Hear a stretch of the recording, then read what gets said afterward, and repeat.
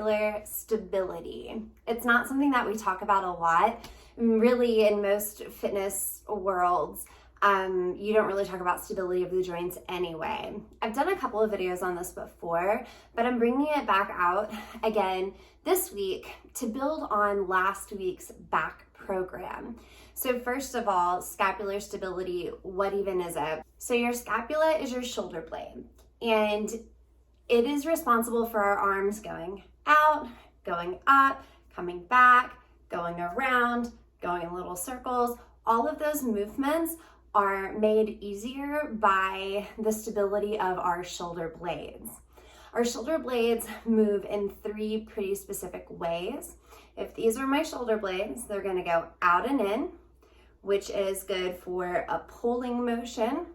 They'll come up and out, which is reaching up, even if you're going to go to take a stroke forward, if you're reaching up to grab a hold climbing, or just reaching to get something out of a cabinet like coffee cup, I don't know. So it moves like that, and it can also come up and down. So a basic shoulder shrug. And that's really important for being able to just move straight forward for any reason at all.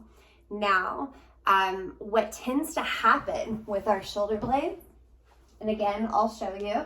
So retraction is what that's called, where they're squeezing together. Then they're gonna come up and out for any movement. And then if I needed to, they can come straight up. They can even rotate a little bit. Now, when they're not stable, we get something called a wing. And so what happens, for instance, is if our shoulder blades were reaching up and out, one could do just fine, reaching up and out, and then one or both will come out a little bit. So the center part or the mid part of the shoulder blade will come out as it comes up. And what it looks like when that happens is you have a little bit of shoulder shrug whenever you start to move. You can't always tell if you have a winging scapula, so it's good to just video yourself to see. And if your shoulder blades aren't moving together, or if it looks like you could almost grab, beneath that shoulder blade, that means you're probably winging, which means you probably don't have any scapular stability in that particular shoulder blade. So this is really important for athletes, for outdoor sports, but even for just your day-to-day life. So in kayaking, for instance, scapular stability is really important because say you don't have good paddling form, you're newer to the sport, you're still learning it, so you're told to keep this box with your strokes, but what if you overreach? Or what if you're intimidated and your roll doesn't exactly go the way you plan for it to go in your head and you're overextending? Or paddle gets stuck when you're cooking, stuck in a rock, and you keep going but your paddle stays there. I know that's happened to me a few times. Or if you're trying to reach really far and help someone out of a precarious spot while you're still in your boat. There are just a variety of things that can really tax your shoulders and cause you to have shoulder injuries. For things like fountain biking, it is going to help with the impact of the trails because you can get a lot in that upper body. So the more stable your joints are, the less they're going to be affected by the impact that you take from the rough terrain or from falling, whether it's climbing, kayaking, skiing, snowboarding, what have you. This matters in everyday life, mainly because a lot of us wind up sitting for most of the day. So we wind up having poor posture. We're kind of hunched forward, which pulls your shoulder blades out anyway. So those muscles surrounding the shoulder blades tend to get stretched out, and they get weak. That would be the word. So I'm going to show you some things today, mostly body weight, that you can do in order to keep your shoulder blades stable, scapular stability. This is also going to be good if you do things like the back workout that I posted last week. The stronger and more stable your shoulder blades are, the more weight you can pull, the easier you can move. And not only does everyday life become easier and pain-free, your workouts become a lot easier too. Meaning over time you can pull more weight, you're going to get stronger, all the good things. So you just need a space. We are going to start with what's called a scapular press. I like to describe a scapular press as a push-up with your shoulder blades. So it's going to look like a push-up, but nothing is really moving except for your shoulder blades. If you are not good with push-ups, if you have some sort of upper body issue, you can do a scapular press against the wall. And if you need to know what that looks like, just send me a message. I'm happy to send you a video. So I'm going to start with the easier version, which is on your knees. So basically you're going to come to push-up position on your knees. I like to tell people if you're kind of new to this and new to the form, to lay on your stomach first. Take your hands just outside of your shoulders. Keep your knees right where they are and push straight up.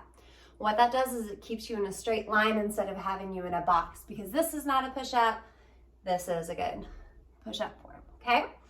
So what we're going to do here is make sure that we keep our neck pretty stable, that our head doesn't help us move.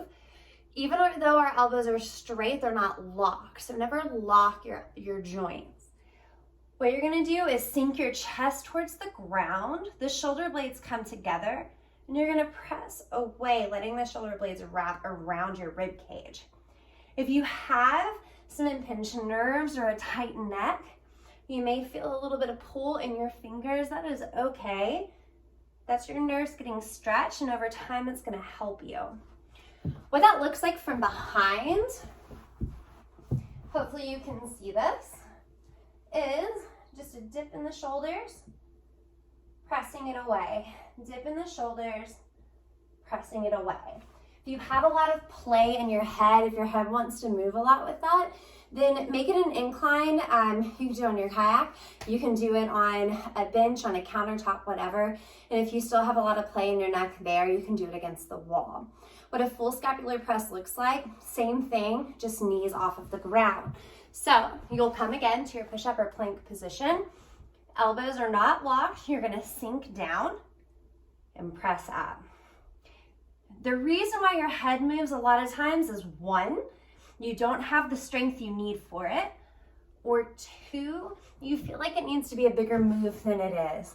It's a pretty big setup for such a tiny little move, because we're used to pushing our whole body weight through a push-up. It feels really weird just to move a few inches up and down, which is essentially the amount that the shoulder blades can move. The second exercise is going to be a plank rotation. I love working scapular stability because it gets a lot of core work too, so you kind of get two birds with one stone. So a plank rotation is basically moving from side plank to side plank. So what you're gonna do is set yourself up. I like to keep my feet hips width apart. Again, don't lock your elbows. You're gonna open up, reaching to the sky. While you're reaching with one arm, the base, shoulder blade and shoulder is having to stabilize because it has to support you. So don't go too fast through this because that will use your momentum and not your actual stability and strength. Moving from side plank to side plank, okay? If you're not comfortable with a full side plank, you can do this on your knees. Again, you can start on your stomach, push yourself up, and what you'll do is you'll just straighten one knee, the one that corresponds with the arm that's opening. So you'll straighten and open, bring it back down so your core is still working here too, while your shoulders are working on stability. The next two, I suggest starting without any weight at all and then working your way up with little bitty weights. It can be way more difficult than you'd think. Again, we're not using all of the muscles that you use for a row or a high pull or a pull down. We're using a very small amount of muscles that can't do the same work as all of those major muscles combined. This next two are going to be a Y pull and a T pull. You have seen these before if you follow the videos I posted earlier this year, but it's always nice to use these, even if it's just for like a warm-up. I like to take a little rag or something, a little pillow, and then you're going to place it on your forehead. So what you'll do is you'll lay down on your stomach, you'll place the towel on your forehead. That's going to help stabilize your neck. Hands come straight out to the side, thumb up. What you're going to do is just use your shoulder blades to pull your arm up. This is going to be our T, straight out to the side.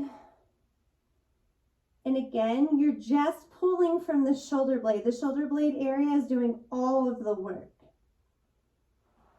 The next one is a Y like Superman. So you're going to come out at 45 degrees again, thumbs up to the sky. Same thing. You're not going to come back as far as you think.